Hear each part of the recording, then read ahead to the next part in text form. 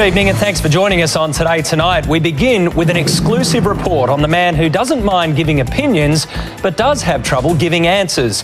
Gordon Ramsay is the international chef with the acid tongue that's suddenly gone quiet in the face of another controversy. Well, tonight his former mistress speaks out. But as Jackie Quist reports, getting Ramsay to talk is a different story. Gordon, please, just a moment. I know, come on. I'm multi-talented. Darling, I can see that. The man, the former mistress. If women were an ingredient, I think he would liken them to lard. He would think they were stupid, a little chunky, just good for baking cakes and staying at home. No, I'm not. What are you going to say today? I would say right now his ego is beginning to eat him up, and he is beginning to look to the general public, myself included, like a vicious pig. The newspapers are now saying you're the pig. Sorry? I know you're trying to provoke an argument, but why don't you have a bit of intelligence and just act a little bit calmer? You're supposed to be a professional lady and you're standing there shouting abuse, and just relax a little bit, will you? Thank you. For someone with such a big ego and an even bigger mouth, Gordon Ramsay was doing his best to avoid us today. What are you going to call me? I'm so glad this has been taken. Sorry? Well, so am I, actually. The chef, who has done little else but dish out insults since arriving in the country, proved very thin-skinned. Excuse me, sir. It's security here, because the lady's just constantly hounding, provoking an argument. She's trying to do her job. Mr. Ramsay, what does your wife think? Hey guys, no filming on the gaming floor. I don't know why Gordon Ramsay is doing certain things. I can only say from as an outsider, it looks to me like he's very nervous and very angry at the world.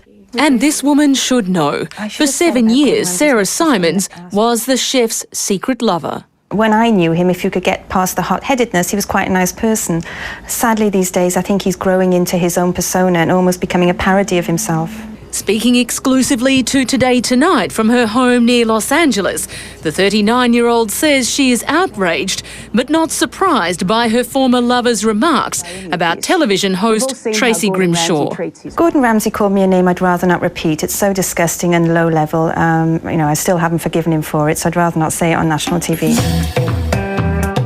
Between the TV shows, cookbooks and restaurants, Gordon Ramsay is an international brand name. He worked hard to cultivate a squeaky clean image as a family man. But all that came crashing down when his relationship with Sarah was revealed in November. The subject has been off limits to interviewers ever since. I think the fact that you can't say certain things and yet Gordon Ramsay finds it so easy to humiliate and bully people on camera is very, very hypocritical. I've got to tell you something really important, okay? I'm in love with Tracy Grimshaw.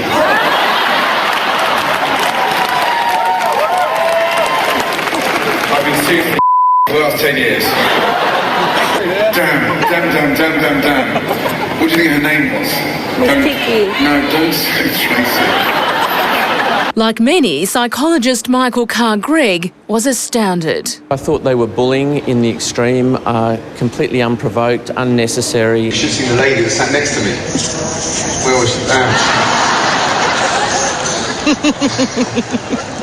That was the close-up I took yesterday of Tracy Grimshaw. I think this is Gordon Ramsay's sort of trademark, and wherever he goes, he causes controversy. I've got to say that I have absolutely the highest regard for his culinary abilities, but I'm thinking that perhaps he should just stay in the kitchen a bit more. Leaving Ramsay to play the wounded schoolboy today. I'm deeply mortified that it's been blown out of context.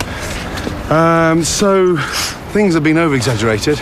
Never ever once used the word lesbian. I'm very sorry now that Tracy decides to attack my wife. When you go into the public realm in any form and you're abusive of people, then I think you abuse the privilege that you have of being able to speak. Mary Crooks from the Women's Trust is far from impressed with the visiting celebrity chef. I think one of the first things he should do is apologise to the people he's abused, and he should apologise for his behaviour, full stop. Ramsay will claim he did apologise on Sunday, but his sincerity is questionable. I'd be mortified if I'd offended her. A bit of banter. Yeah, I'm in Australia, right? I'm not standing in middle America, so, get a life. Even talk show host Rove McManus copped a Ramsay spray. Are you built like an Asian toddler? In a general sense? Well, I don't look at your little chip-lots of fingers. under construction Gordon Ramsay's first Australian restaurant called Maze, here at the Crown Metropole Hotel in Melbourne.